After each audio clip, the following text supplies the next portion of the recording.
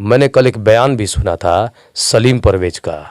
वो शरीयत के बोले थे कि धज्जियाँ उड़ा देंगे। अब बताइए, वो मुसलमानों को बांटने वाला सबसे ज़्यादा अगर कोई है तो वही सलीम परवेज है। पसमानदा वगैरह। मेरी बात सुन लीजिए, सबसे बड़ा अगर कोई मुसलमानों को दो टुकड़े में करने का काम शुरू किया है तो वो सलीम परवेज है। पसमानदा को लाने वाला वही सलीम परवेज है।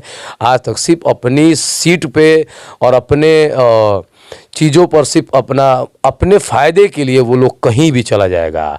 आज तक पूछिए सलीम परवेज से, किसी मुसलमान के आवाज़ को उन्होंने बुलंद किया है? उनसे पूछिए कि किसी एनआरसी सीए में आप कहाँ थे, यूसीसी में आप कहाँ हैं?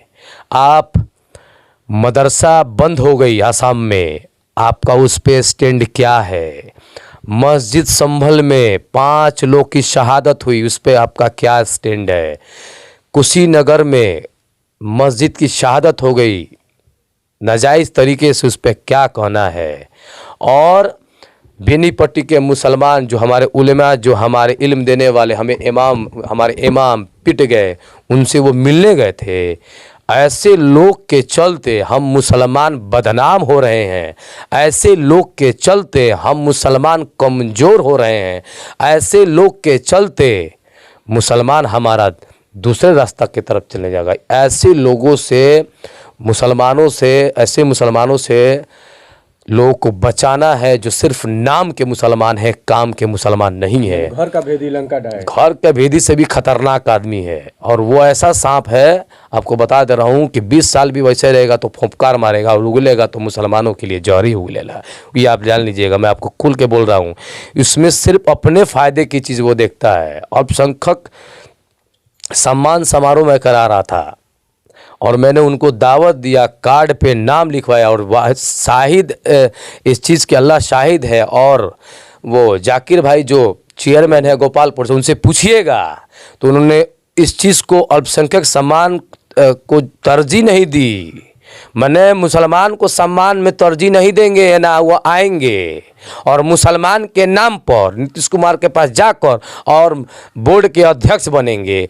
वो जो भी पावर उनको दिया गया था वो मुसलमान के नाम पर दिया, लेकिन मुसलमानों के लिए वो कभी खड़े नहीं हुए। सिर्फ मुसलमानों को टुकड़े करने की बात करते हैं, पसमानदा को बांटने। और मैं कहता हूँ, जब एक सफ़ में, एक लाइन में किसी भी इमाम के पीछे नमाज़ पढ़ते हैं तो उस वक्त वो क्यों नहीं कहते हैं कि हम ये पसमानदा का लाइन क्यों नहीं बनाते हैं? तो नमाज में भी पसमानदा का लाइन बनाए, तब तो समझेंगे हम।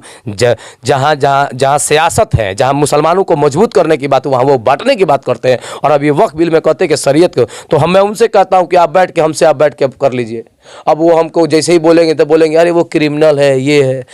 मैं तो अपने हक के लिए लड़ते हुए क्रिमिनल बना हूँ। उससे बड़ा आप जो दोषी हैं कि मुसलमानों के इस पद पे, मुसलमानों के नाम पर आपको पद मिला है और आपकी आवाज़ एकदम मौन है। और आज वक्फ बिल पर पूरे देश एकजुट है और हर जगह खिलाफत की हो रहा है कि वक्फ बिल को नहीं लाया जाए। और उसमें कह रहे हैं कि नीतीश कुमार हमारे, अरे नीतीश कुमार तो गैर कौम है, उनको क्या पड़ी हुई है कि वक्फ बिल उनका जाएगा? और नीतीश कुमार से बात की, नीतीश कुमार दुनिया में रहेंगे, हर आदमी का मौत आना तय है। आप मानते हैं ना इस चीज़ को?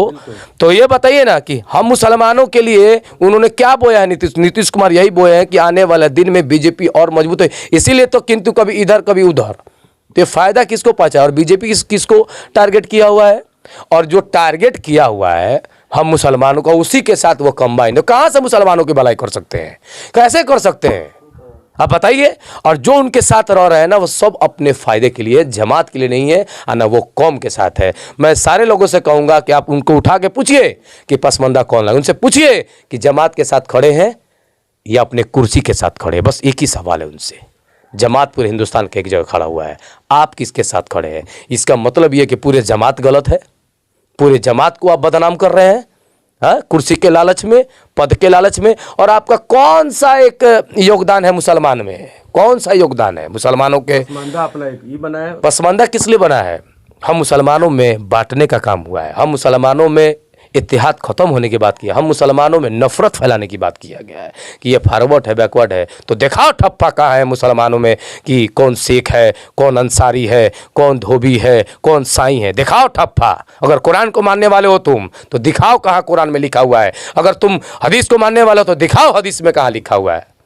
बोलती बंद कर दिया जाएगा। डिबेट की बात कर रहे हैं, वो भी हमारे उलेमा से जाके करें ना। उलेमा के पास तो बैठ नहीं सकते हैं, तो डिबेट की दूर की बात है। और वो उलेमा जो हम लोगों के लिए हर चीज़ बताते हैं कि कैसे रहना है, कैसे बैठना है, कैसे इबादत करना है, कैसे आपकी हर चीज़ की बताने वाला हमारे उलेमा को वो बोले कि हम उनके धज्जियाँ उड़ा देंगे।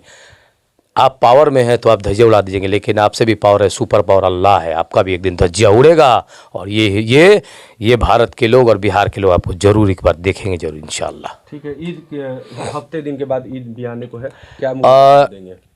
देखिए, इस रमज़ान के पाक महीने में इबादत का महीना भी है, तो जंग बदर भी इस महीने में हुआ है। तो इबादत के साथ साथ शहादत के लिए तैयार रहें, और शहादत देते हुए, इबादत करते हुए बखूबी जोर खरोश से ईद की बहुत बहुत पूरे भारत, पूरे बिहार, पूरे सीवान के लोगों को बहुत बहुत मुबारक हो। अमन चैन के साथ मनाएंगे। हर हिंदू भाई जैसे आते हैं उनको बुलाएंगे, वो बुलाएं या ना बुलाएं हमारा काम है, क्योंकि हम मोहम्मदवादी हैं। और मोहम्मदवादी जो मोहम्मद सल्लल्लाहु अलैहि वसल्लम वो पूरे दुनिया के लिए, इंसानियत के लिए एक मिसाल थे, तो हम उनके उम्मती हैं। तो हम लोग इंशाअल्लाह जैसे हर साल मनाते हैं इस साल भी मनाएंगे, अमन चैन से मनाएंगे। फिर से आपको बहुत बहुत ईद की मुबारक।